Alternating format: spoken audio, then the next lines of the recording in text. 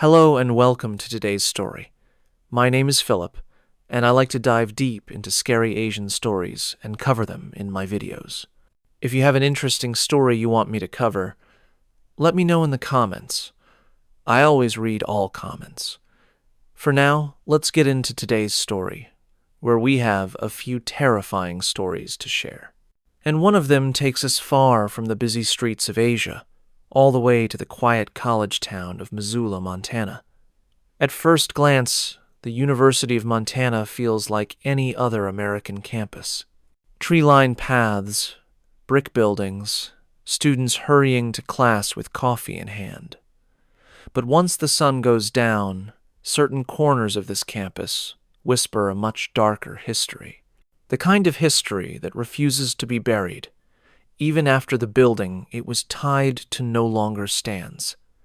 This is the story of East Hall. It was once a proud women's dormitory, one of the earliest built on campus in the early 1900s.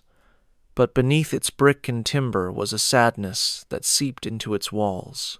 Students began telling stories of footsteps in empty corridors, doors opening to nothing but cold air, and soft sobbing that echoed late at night when everyone else was asleep. And here's the most unsettling part. Even after East Hall was demolished in the 1980s, some swear they still see her, a pale figure in white, drifting across the empty lot where the dorm once stood. As if death itself could not convince her to leave. The story begins on the wide lawns of the University of Montana, a place where the mountains cast long shadows and the wind carries a sharp chill even in late spring. To most, the campus is a place of growth, of beginnings, of possibilities. But to those who lived in East Hall, the memories are different. East Hall was not just another dormitory.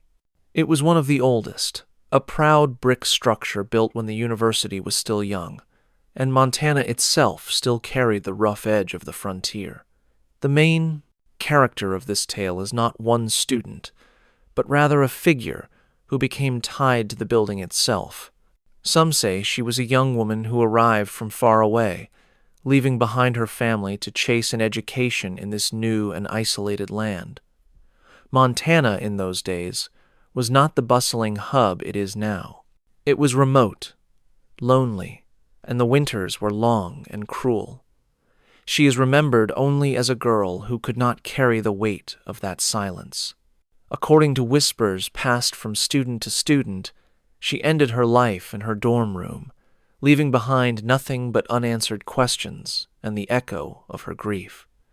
Others, however, tell a different version. They speak of a nurse who served during the deadly influenza outbreak of 1918, when East Hall was transformed into a quarantine ward. In those desperate months, the dormitory was no longer a home for students, but a place of sickness and loss. The nurse, overwhelmed by exhaustion and surrounded by death, caught the illness herself. Her life ended there, within those very walls, and with it began the legend of East Hall's restless spirit.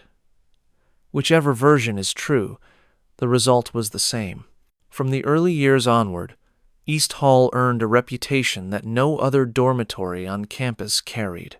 Students who moved into its rooms spoke of sudden drafts, the kind that felt like ice sliding down the spine, even when the windows were locked and sealed. Some woke in the night to hear footsteps pacing the corridor, slow and steady, as though someone was keeping watch. Others swore they heard the sound of sobbing, faint and fragile, as if carried from a distance that was not part of this world. The setting itself added to the fear. East Hall's hallways were narrow, the ceilings high, and the old wood groaned under even the lightest steps. At night, when the lamps burned dim, shadows seemed to stretch and linger far longer than they should. Students walking back from the bathrooms late at night often hurried, not because they were afraid of the dark, but because they felt someone was following close behind them. No matter how quickly they turned, there was never anyone there. For the students, the goal was simple: survive the semester. Get through the loneliness, the exams, the endless Montana nights. But the building seemed to have other plans. Rumors spread that those who stayed in certain rooms suffered from restless dreams, waking to find their blankets tugged away or their hair brushed lightly, as if by invisible fingers. Some refused to sleep there at all, choosing instead to camp out on friends' couches across campus. Even faculty began to take notice. Custodians working the night shift spoke of doors unlocking themselves, or of faint figures glimpsed at the end of long, dark hallways. One man swore he had seen a woman in white standing by a window on the top floor long after the dorm had been locked up for the night. He resigned not long after, unwilling to explain what he had truly seen. The tone of East Hall shifted over the decades from unsettling curiosity to genuine dread. Freshmen were warned jokingly not to get stuck with a room there, but behind the laughter was a note of seriousness. Everyone knew the stories, and everyone had heard enough to wonder if they were true. And perhaps the most disturbing part is this.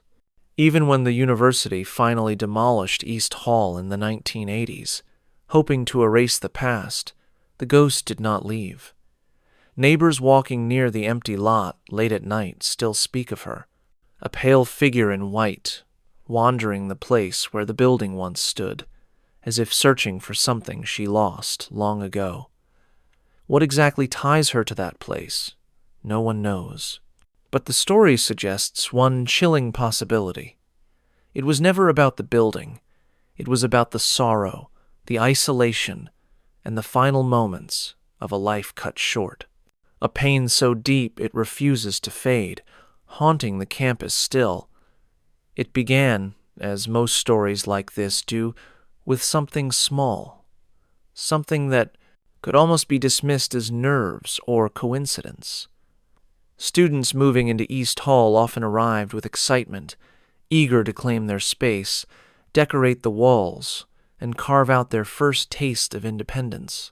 But it didn't take long before the excitement thinned and the unease settled in. The first complication often came during the night. A girl lying awake in her bed, her roommate asleep beside her, would hear the sound of pacing in the hallway. Slow, deliberate footsteps that seemed to echo louder than they should in the narrow corridor. At first, she might assume it was another student returning late, but when she leaned out to check, the hallway would be empty. The doors were all shut. The light at the far end flickered faintly, but no one was there. Others described a sudden drop in temperature, like stepping into a freezer. These weren't Montana's natural cold drafts. These were sharp, immediate chills that seemed to cling to the skin. One student told her friends that she had been writing at her desk late at night when her breath turned visible in the air, as though winter had settled into her room, even though the radiator was glowing with heat. She left the room that night and refused to study there again. It wasn't just the students. Custodians working the early morning hours reported something that unsettled them deeply. They said that some of the doors would not stay shut. They would lock them before leaving, only to find them ajar when they returned. One janitor remembered clearly how he had closed the door to an empty dorm room, turned the key, and pocketed it. Yet when he returned less than an hour later, the door stood wide open. Inside, nothing had been touched. Nothing had been taken. But the air inside was colder, heavier, as though someone unseen had been standing there all along. Then came the sobbing. This detail spread quickly among students, because it was harder to explain away. Several girls in different wings of East Hall claimed they heard faint crying late at night. It was never close, always distant, muffled, as though coming from the other side of the wall. Some said it sounded like a young woman. Others swore it was older, tired, more like a mother in grief.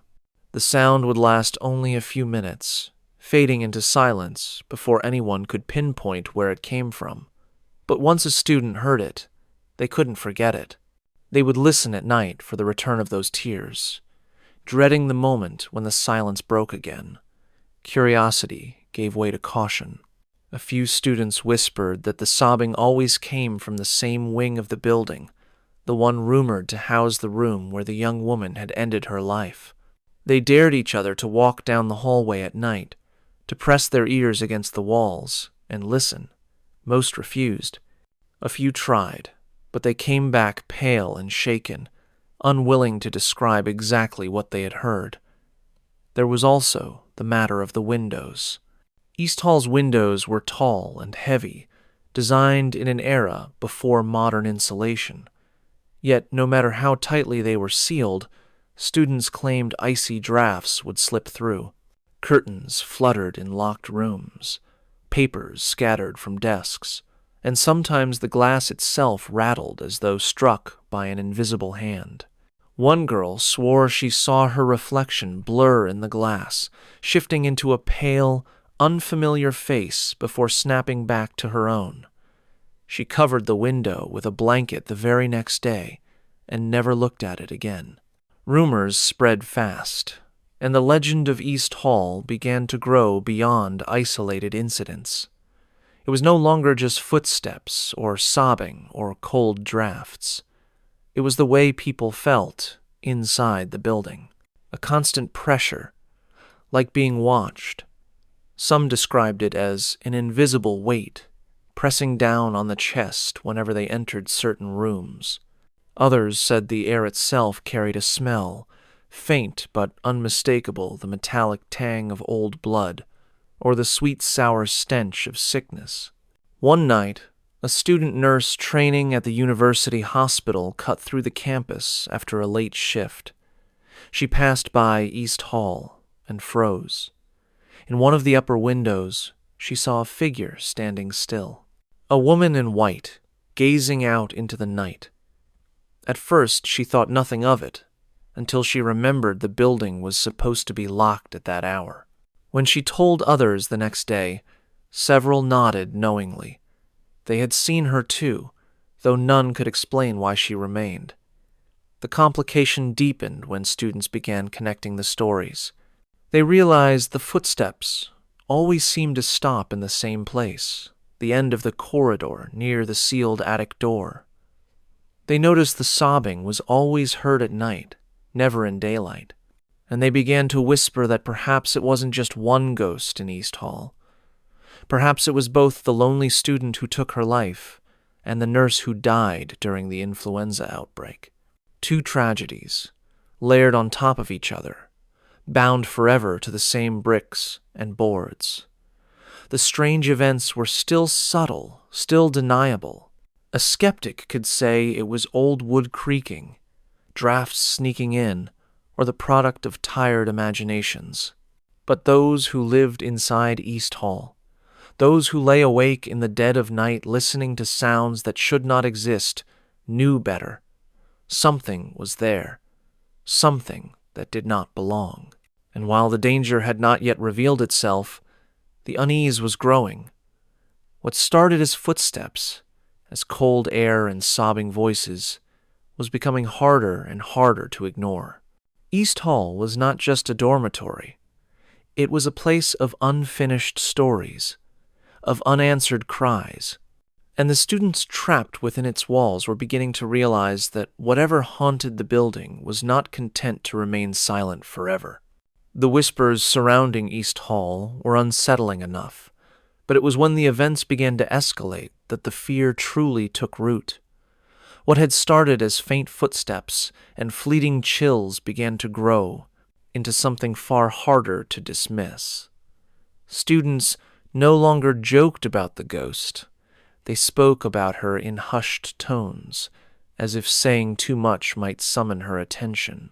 The first layer of tension came with the dreams. Several students, unrelated to one another, began to describe the same vision. They dreamed of a woman standing at the foot of their bed. She was pale, her face obscured by shadow, her hands clutching what looked like a length of rope. In some versions, she simply stared. In others, She leaned closer, whispering words no one could understand. But what made the dreams unbearable was how real they felt. Students woke to find their blankets tangled tightly around their necks, as if someone had been trying to pull them away in their sleep. Then came the sightings. A girl returning from the library late one night walked into her dorm room to find her roommate already asleep. She turned to hang her coat and froze. In the reflection of the window, she saw not 2 figures, but 3. Standing just behind her shoulder was a woman in white, her eyes hollow, her lips trembling as though she were about to cry. When she spun around, the room was empty. Another layer appeared, with the building staff. One of the custodians, a man who had worked on campus for nearly 2 decades, refused to clean East Hall after sunset. He told a group of students one evening that the building had something wrong with it, something he wouldn't put into words. When pressed, he gave a strange warning. "If you hear her, don't answer," he said. "No matter what, don't speak back." His face carried the weight of someone who had seen more than he wanted to admit. He left them with no further explanation, and that silence unsettled the students even more. The tension continued to mount with the discovery of objects out of place. One morning, a student found the door to her room open, and her desk covered in dried flower petals.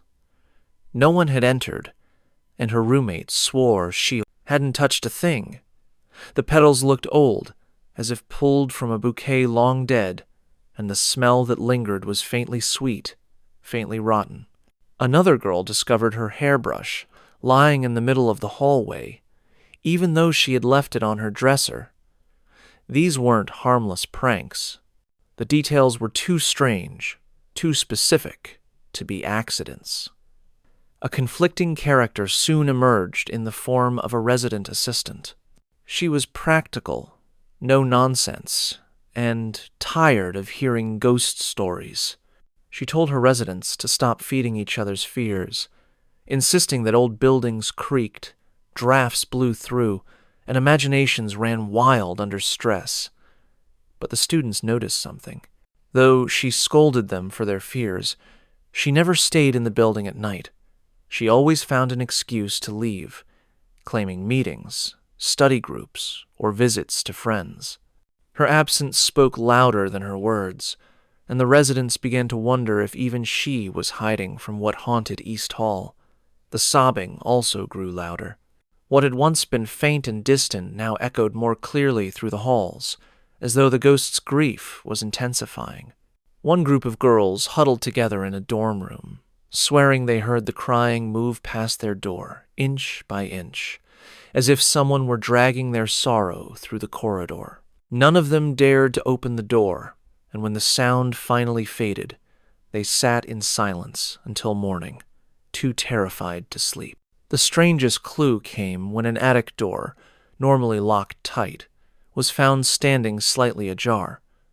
A few students dared to peek inside, expecting only dust and storage boxes. Instead, they found an old trunk, weathered and falling apart. Inside were letters, brittle with age, written by a young woman who spoke of homesickness, isolation, and despair. The final pages ended abruptly, smudged with what looked like water stains, or perhaps tears. The students quickly closed the trunk and fled, but the discovery only added fuel to the stories. Was this proof of the girl who had ended her life within these walls? Or was it left behind by someone else entirely? With each passing week, the atmosphere in East Hall grew heavier. Students reported waking with scratches on their arms, as though something had clawed them in the night. Others found their belongings moved, their doors rattling as if someone was testing the locks. The pale figure was seen again, always at a distance, always watching from the edges of vision, and through it all, the sobbing never stopped. It wove itself into the daily lives of those who lived there, a reminder that they were not alone, that someone or something was still wandering the halls, mourning a loss no one could name. The escalation left the residents trapped in a web of fear. They had questions with no answers, warnings with no explanations, and clues that hinted at tragedies too painful to confront. The sense was clear. East Hall was not just haunted.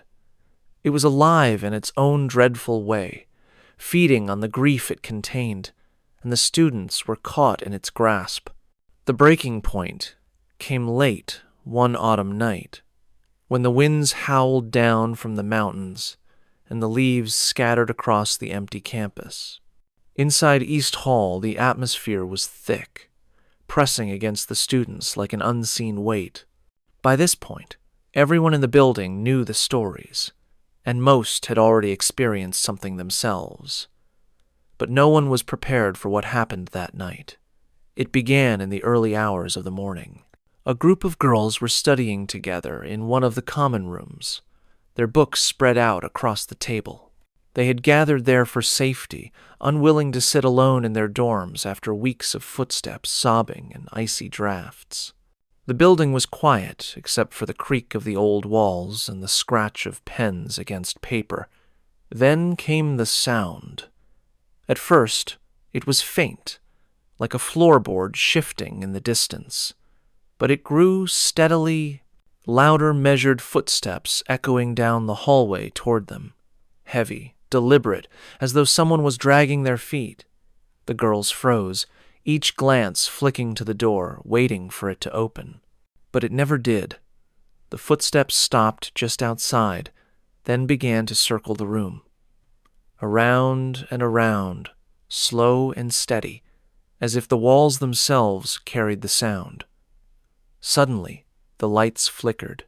The old bulbs buzzed and dimmed until the room was cast in a weak, sickly glow.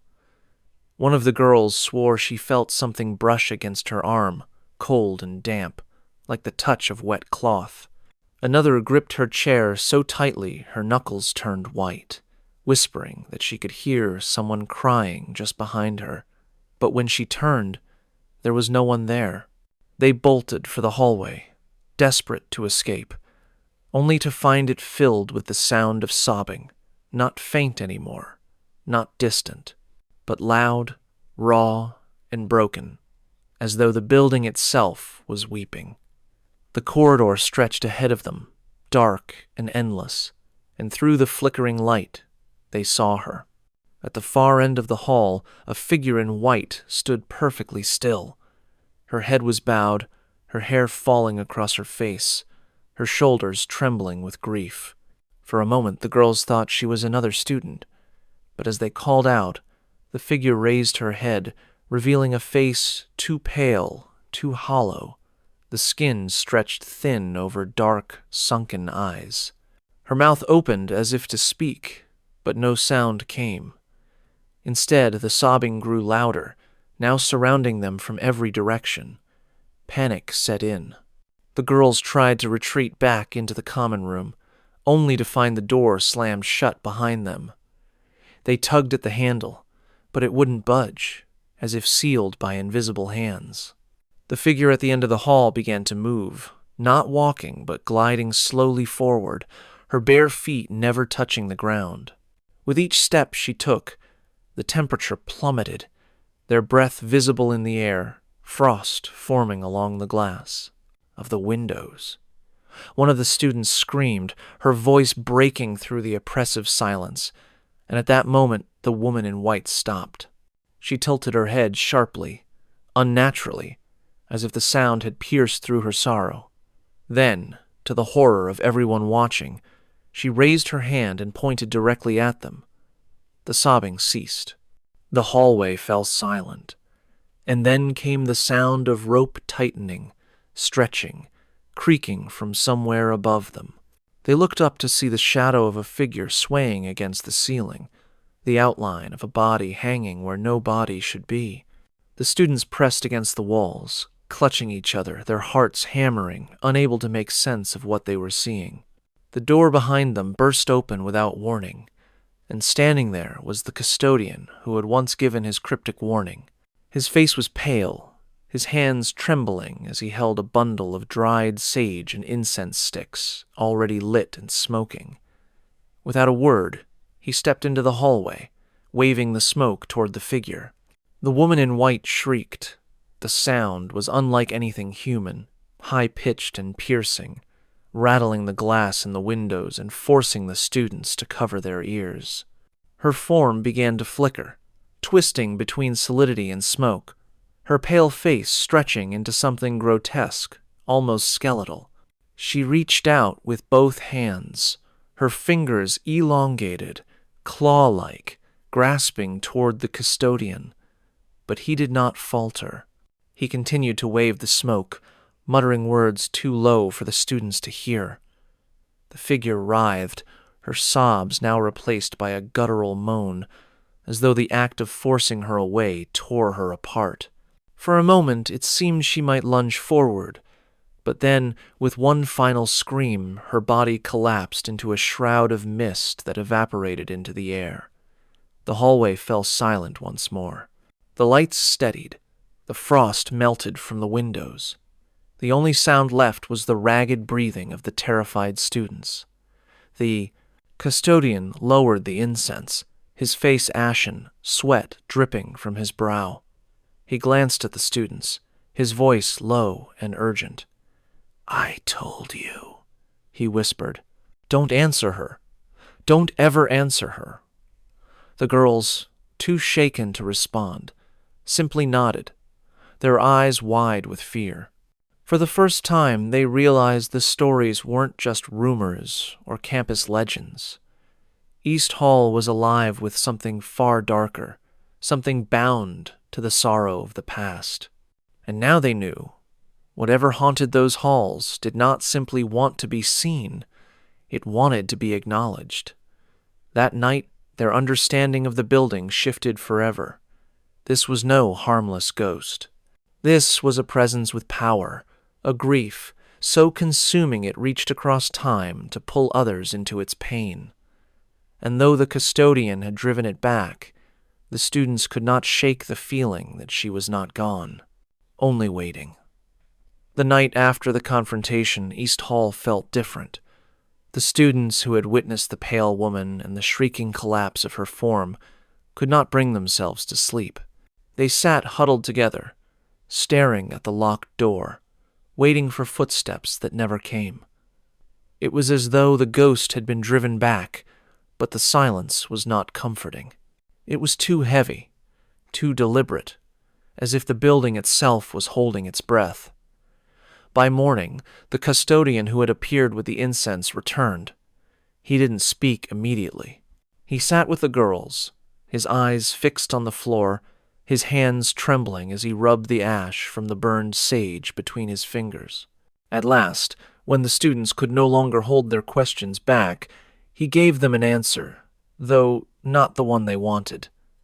"You've seen her now," he said quietly. "So you know this isn't just a story. She's real. And she's been here longer than any of us." He told them that the ghost was not new, nor was she unknown to the staff. For decades, the university had dealt with strange reports sobbing in the halls, icy drafts, figures glimpsed in the windows. Some professors dismissed them as superstition, but the older custodians, the ones who had worked late into the night, knew better. They passed down warnings like a secret code, shared only with those who had to walk the halls after dark. Never answer the sobbing, never follow the footsteps, never look too long into the windows after midnight. The girls asked who she was. Was she the homesick student who had hanged herself? Was she the nurse who had died in the influenza outbreak? The custodian's face hardened, his eyes clouded with something between fear and pity. "Maybe she's both," he muttered. "Maybe that's why she's so strong." He explained that East Hall had soaked up too much sorrow in its time. When it became a quarantine ward in 1918, the walls had been steeped in death. Students turned patients, nurses turned corpses.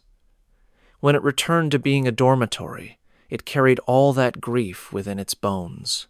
And then, when the young student ended her life in her room, it added another tragedy to the foundation. It was as if the building itself had been fed layer upon layer of despair until it could no longer remain just bricks and wood. It became something else, a vessel, a host. The incense, he said, was a ward, not a cure. It did not banish her completely, only pushed her back, gave those inside a little space to breathe. But the ghost was bound here. No ritual, no demolition, not even fire could sever that tie.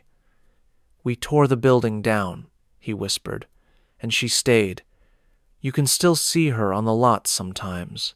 Same place, same sorrow. Doesn't matter if the walls are here or not. She isn't tied to the bricks. She's tied to the loss." The revelation reframed everything the students thought they knew. The footsteps were not random creaks of old wood, but deliberate patrols, the ghost pacing her prison. The sobbing was not a distant trick of sound, but the echo of her grief, spreading through the walls to anyone willing or unwilling to hear it.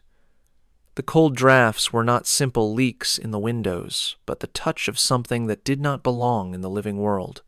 Even the dreams suddenly made sense. The ghost was not merely content to haunt the hallways. She reached into their sleep, tugging at them, pulling them closer to her sorrow, as though she longed for someone to share in it. The custodian's warning not to answer her was no longer a cryptic superstition. It was a shield, because if they answered, if they acknowledged her sobs, her whispers, her grief, they might give her exactly what she wanted, a way in. The students sat in stunned silence. It was one thing to suspect a ghost haunted their dormitory. It was another to realize she wasn't just a shadow, but an active presence, bound to them by pain, searching endlessly for recognition. One girl asked the question no one else dared. "What does she want from us?" The custodian hesitated. His voice was soft when he finally replied. "She wants what she never had, to not be alone. But if you let her in, you'll never be free." His words chilled them more than any icy draft ever had. Suddenly, all the earlier events took on darker meaning. The sobbing was an invitation. The footsteps were a lure. The figure in white, standing silently at the end of the hall, was not simply haunting them. She was waiting for someone to break the rule, to speak to her, to answer her grief. And though the students understood more now, it gave them no comfort. The knowledge was worse than the ignorance, because now they knew the truth. East Hall was not simply haunted by a restless spirit. It was bound to an endless sorrow, one that reached out with invisible hands, ready to drag anyone who faltered into its grip. The ghost was not gone. She never would be. And the students of East Hall were left with a terrifying realization. The question was no longer whether the spirit was real. The question was how long they could resist before she found a way to make them answer. The days that followed were filled with a tense, unnatural quiet. The sobbing had stopped. The footsteps no longer echoed through the halls, and the icy drafts seemed to vanish. At first, the students tried to convince themselves that the worst was over. The custodian's incense had pushed the spirit back, maybe even sealed her away. For a moment, East Hall almost felt normal again. But silence on cursed ground is never peace. It is a warning. One night, just as the students began to sleep more easily, a girl woke to find her window wide open. The curtains fluttered in the cold night wind, though she swore she had locked it before bed. She rose to close it and froze. Outside, in the empty lot where shadows pooled beneath the moonlight, she saw her, the woman in white. Not faint this time, not a distant blur, but standing clear and still, her face tilted upward, staring directly into the girl's window. The student slammed the window shut, but when she dared to look again, The lot was empty. Only the grass swayed, bending as though someone unseen had just walked through. Words spread quickly, and soon the students realized a terrible truth. The ghost had not been banished. She had simply shifted. Freed from the hallways, she now wandered beyond, drifting through the grounds where East Hall once stood. The custodian refused to speak further, but the look in his eyes said enough. He knew this was only the beginning. To this day, locals still whisper about her. Passersby claim they've seen a pale figure on moonlit nights, standing in the field where East Hall once rose. Some say she lingers quietly, staring at the windows of nearby dorms, waiting for someone to notice her. Others insist she has already followed a few home, her sobbing voice heard outside bedroom doors miles from campus. Whether she is the homesick student, the influenza nurse, or something far older born from layered sorrow, no one can agree. But one thing remains certain. She is still here, and the question that haunts every witness is simple. Who will answer her next?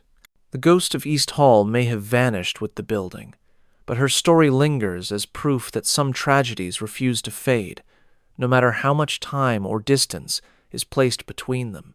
And yet, the University of Montana is not the only campus where sorrow has carved itself into the walls. Across the country, in Milwaukee, another dormitory holds a secret that has never been forgotten. At Marquette University, students whisper about a room in Pratt Hall, a door that should not exist, one that remains sealed tight to this day. They say what happened inside decades ago was so disturbing the university chose to lock it away forever. But walls cannot contain grief. And those who live there now insist the room is still alive with something that refuses to rest. One story done, and one to go. I hope you liked the stories so far. When I make these long videos, there are nights where I stay up really late working on them. Tomorrow I will be uploading another video. If you don't want to miss it, just subscribe. It's free. Pratt Hall has always stood tall on the Marquette University campus, its brick walls blending seamlessly into the city of Milwaukee, as though it had always been part of the landscape. For most students, it is just another dormitory, a place to sleep, study, and build the friendships that define their college years. But for those who have lived within its upper floors, the building has a reputation unlike any other. Whispers circulate quickly during move-in week, passed between nervous freshmen and upperclassmen who deliver the warning with half-smiles that never quite reach their eyes. Everyone knows there is a door in Pratt Hall that should not be there, and behind that door is a story no one dares to claim as their own. The story begins in the 1,960 seconds when the university was growing rapidly, drawing students from across the Midwest. Pratt Hall was alive with youthful energy, its corridors echoing with laughter, late-night conversations, and the slam of doors as students hurried to classes. But somewhere in the midst of that ordinary life, something happened that changed the building forever. Some claim it was suicide. A student, isolated and overwhelmed, locked himself in his room and ended his life in the most violent way imaginable. Others insist it was darker than that foul play, the kind of crime that universities in that era would have buried quickly to protect their image. No matter which version you believe, the end was the same. A life ended in blood and silence, and the walls of Pratt Hall absorbed it all. The room itself quickly became the focus of unease. Students assigned to live there complained of strange disturbances almost immediately. They spoke of pounding on the walls in the dead of night, so forceful it rattled their beds. Some described shadows moving across the floor, darting under the door as though something inside was desperate to get out. Others swore they heard whispers low, steady, and unmistakably in Latin prayers that no student could explain. The university responded in the only way it could, Quietly, discreetly, it sealed the room. The door was locked, the key lost or hidden, and no student was ever again assigned to live within those walls. In time, an official silence fell over the story, but the residents of Pratt Hall never forgot. Even today, they can point to the door. A door that blends into the hallway, unmarked, unwelcoming, and yet carrying with it a heaviness that makes anyone walking past quicken their pace. The main characters in this story are not tied to one individual, but to the generations of students who have lived in Pratt Hall since. Each new wave of residents arrives with curiosity, only to discover that some places are better left unexplored. Their goal, like any other students, is simple: to survive the academic grind, to find comfort in their dorm, to carve out a little corner of safety in the whirlwind of college life. But in Pratt Hall, that safety is compromised. Because even if the room is sealed, even if the university has locked away the evidence of what happened, the presence inside does not rest. The mood of the building shifts after dark.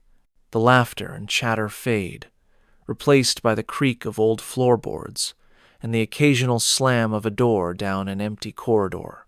Those who draw the unlucky lot of living near the sealed room speak of sleepless nights, of lying in bed while the sound of knocking comes from behind the door that no one has opened in decades.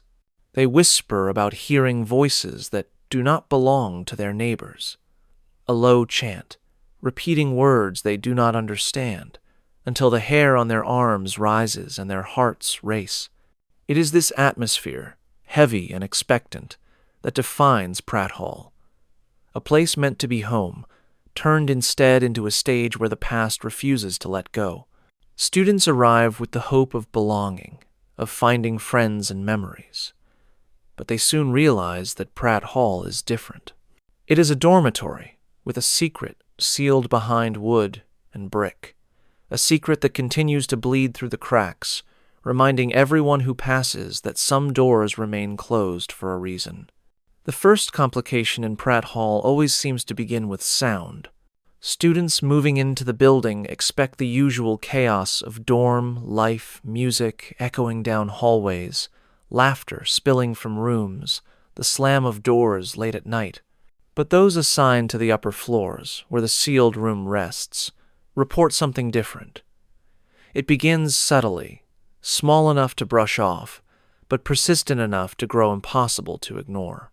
A student settling into her room might hear a faint tapping on the wall beside her bed. At first, she assumes it's her neighbor, maybe hanging pictures or shifting furniture, but when she asks, the next morning, her neighbor insists they never made a sound. Another night, the tapping comes again, steady this time, like knuckles rapping against the wall in a slow, deliberate rhythm. Always 3 knocks. Always from the direction of the sealed door. Others describe hearing footsteps in the hallway when everyone else has gone to bed. The steps are not hurried or careless, but even, methodical, moving back and forth across the length of the corridor. Students who peek out find the hall empty, the shadows stretching long under the dim lights. Sometimes, though, they notice something more unsettling. The sound of the footsteps continues even as they watch, echoing against the walls with no visible source. One student, a sophomore assigned to a room just across from the sealed door, recounted waking in the middle of the night to the sound of muffled voices. At first, it sounded like a group of people whispering, their words layered over one another, too soft to understand. But as he listened, he realized the voices were not in English. They were low, guttural, and rhythmic, like chanting. He pressed his ear to the wall, and though he couldn't make out the words, one phrase repeated again and again, a string of syllables that carried the weight of ritual. When he finally pulled away, shaken and pale, he swore he could still hear the echoes long after the sound had faded. The whispers of Latin prayers became the center of rumor among residents.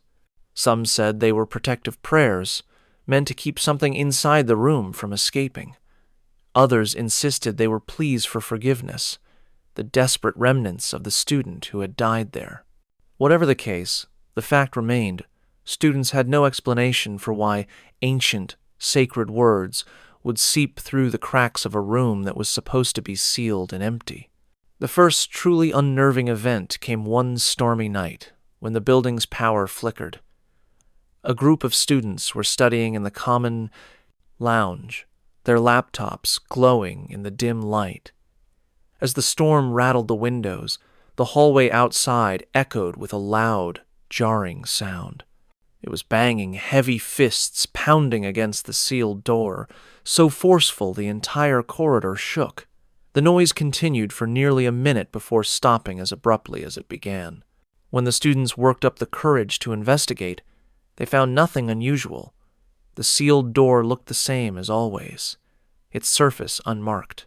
But when one student pressed his hand against it, he pulled back with a gasp.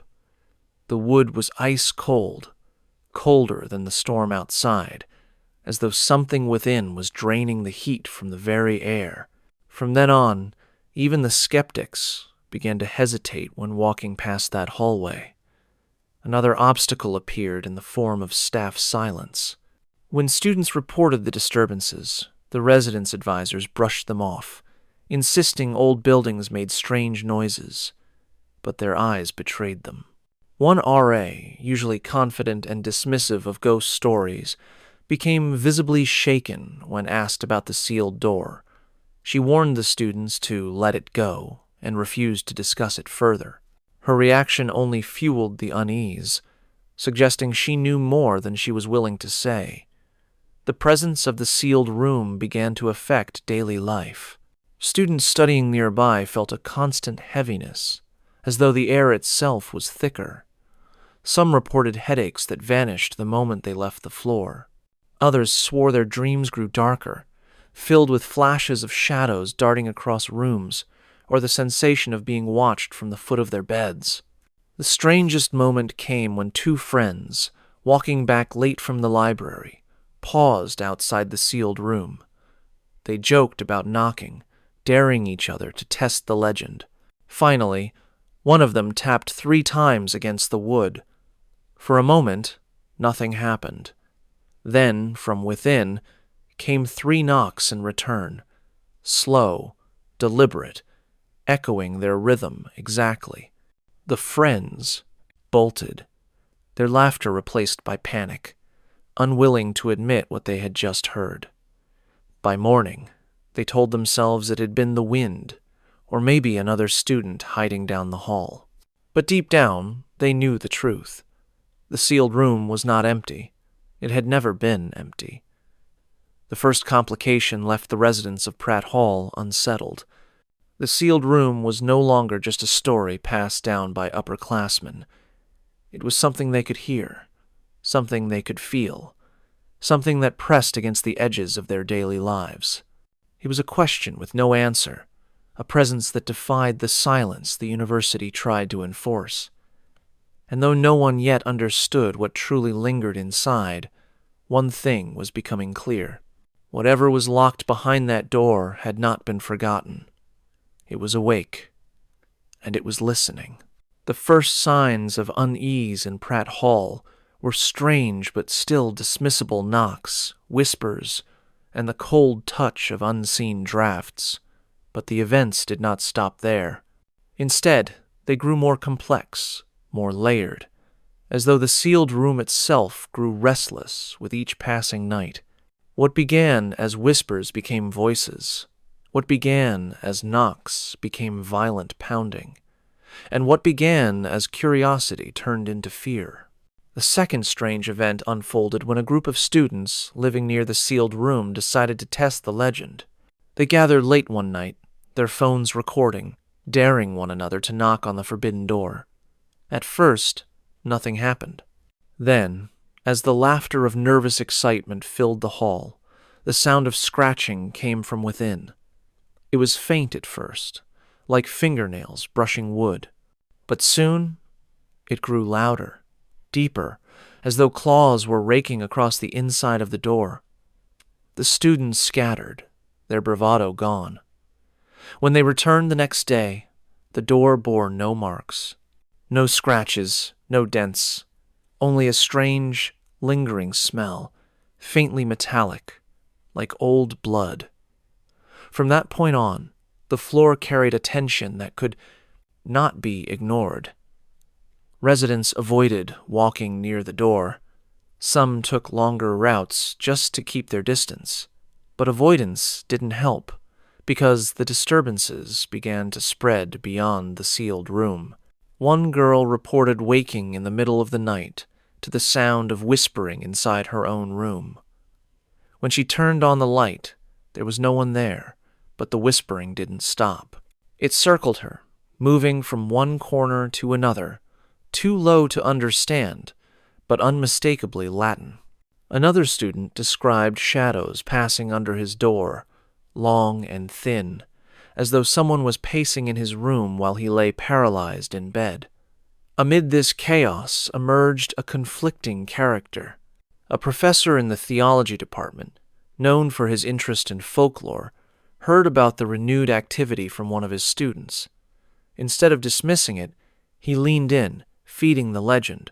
He claimed the prayers in Latin might not be protective at all, but binding rituals meant to trap something inside the room, something too dangerous to be released.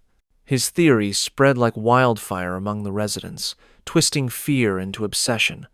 Suddenly, every creak in the hallway felt like proof, every flicker of the lights like confirmation. But others pushed back. The resident staff grew increasingly hostile when asked about the room. One RA, cornered by a group of panicked freshmen, snapped at them, insisting the door was just storage and that they needed to stop inventing stories.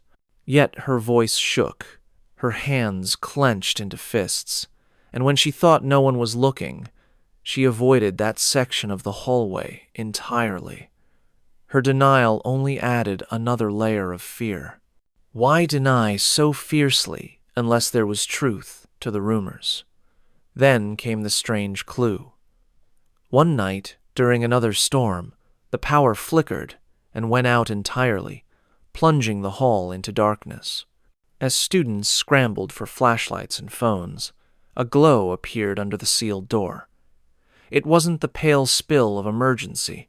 Lighting, it was a deep, red glow, faint but steady, as though something on the other side burned quietly in the dark. The light lasted only a few minutes before vanishing, but those who saw it were left shaken. No one could explain where it had come from. Afterward, whispers began that the sealed room was not simply a grave of the past, but an active space, one that contained more than a restless ghost. Some believed the red light was a sign of fire, others a candle, and a few dared to suggest it was something far worse, an echo of whatever violence had once occurred there, still replaying itself in the present. The escalation didn't stop at light. Students began waking with scratches on their arms, thin lines that burned as though freshly carved, though they had been alone in locked rooms. Others reported dreams where they stood in front of the sealed door, listening to frantic prayers from within, unable to open it, unable to leave. With each new layer, Pratt Hall tightened its grip on those inside. The residents no longer laughed about the sealed room. They no longer dared to tempt fate by knocking. Instead, they whispered warnings to new arrivals. Don't linger near the door. Don't listen to the whispers. And most of all, don't answer if it knocks back. But beneath all the warnings, a single unanswered question grew louder. If the university had truly sealed the room to protect its students, what exactly had they locked away inside?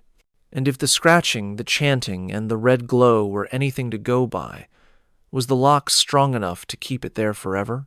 The night of the peak confrontation came without warning, though in hindsight the students of Pratt Hall swore they had all felt it building.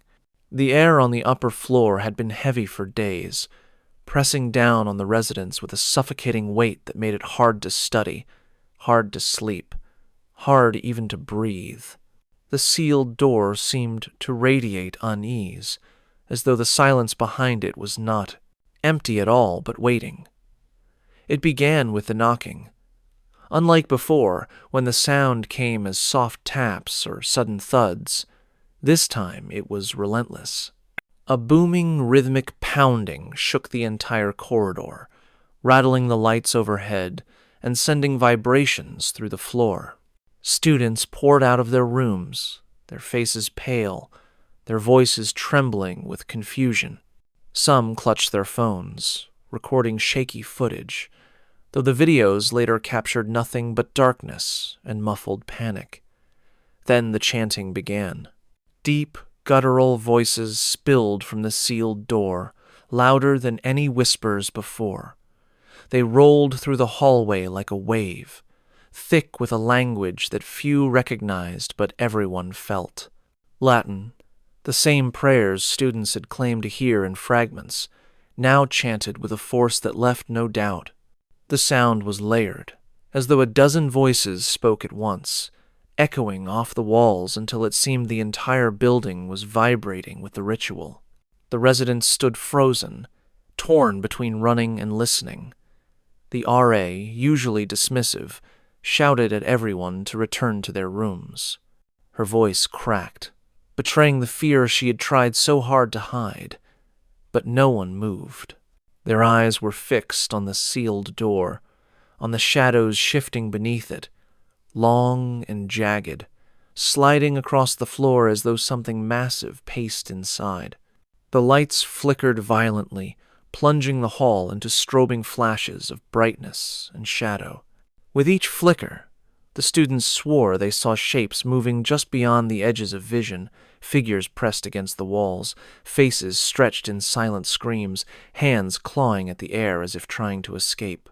The sealed door bulged outward with a groan, the wood straining as if something inside was pushing, clawing, desperate to get free. And then the pounding stopped. The chanting stopped. Silence fell so suddenly it was deafening. For a long moment, no one breathed. The corridor was still, the air heavy with expectation. Then came the sound that shattered them all. From behind the sealed door, a single voice rose. It was not chanting, not prayer, but weeping. A human cry, raw and broken, filled with despair so deep it carved through the silence like a blade. It was a man's sobbing, choked with words in English this time. "Help me! Please, help me!" The students recoiled, their fear twisting into confusion. Some whispered that it was a trick, that no one had lived in that room for decades. But the voice came again, louder, clearer. "I'm still here! Open the door!" One of the braver residents, a junior known for scoffing at the legends, stepped forward. His hands trembled, but his expression carried the weight of someone convinced that maybe, just maybe, the university had made a mistake. Maybe someone was trapped inside. He reached out and pressed his hand to the door. The moment his skin touched the wood, the temperature in the hallway dropped to a freezing chill. Students gasped, their breath visible in the air, frost spreading along the doorframe like veins of ice. The boy pulled his hand back with a cry of pain, his palm marked with a livid burn, though no fire had touched him. The voice behind the door shifted. The sobbing twisted into laughter, low, guttural, and utterly inhuman. The sound echoed down the corridor, warping and bending until it no longer resembled anything human at all. Shadows erupted beneath the door, spilling into the hallway like tendrils, curling along the floor toward the students' feet. Panic erupted. Some bolted for the stairs, their screams trailing behind them. Others clutched the walls, paralyzed with terror. The RA, shaking so badly she could hardly stand, pulled a small vial from her pocket. To the shock of everyone present, she uncorked it and poured salt in a line across the floor in front of the door. She whispered hurried prayers under her breath, her voice breaking as she tried to steady her shaking hands. The shadows writhed. against the salt line, snapping and recoiling like snakes striking glass. The laughter from inside the room grew louder, more mocking, as though amused by their futile attempts to hold it back. The sealed door rattled violently, the hinges screaming, the wood threatening to splinter under the unseen force pressing against it.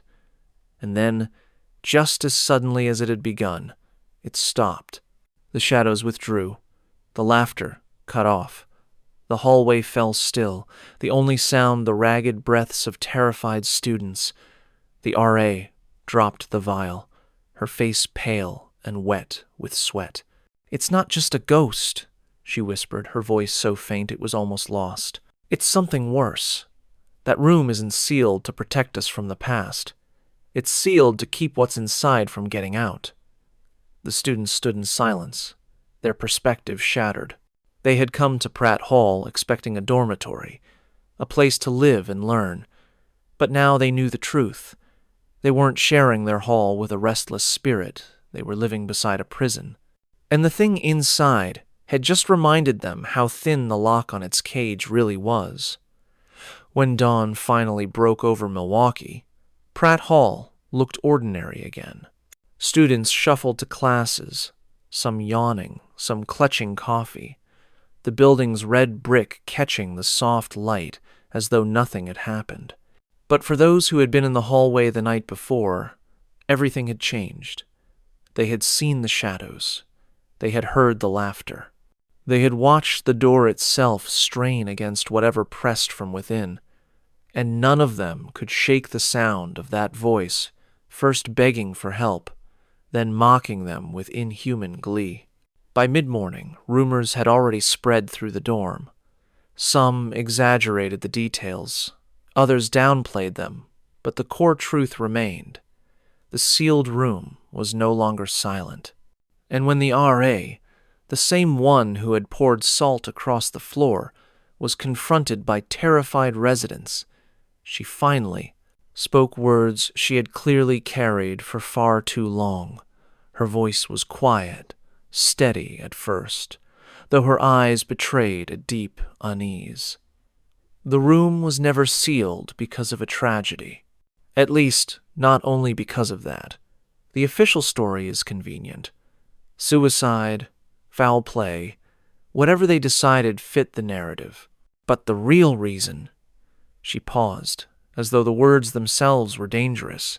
The real reason is that after the student died, something else moved in, and it never left.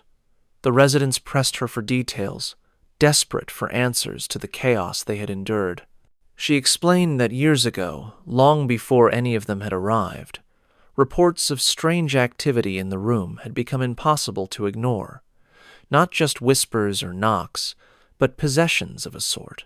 Students who stayed there too long began to change. They grew withdrawn, muttering in Latin phrases they had never studied, waking with scratches carved into their skin.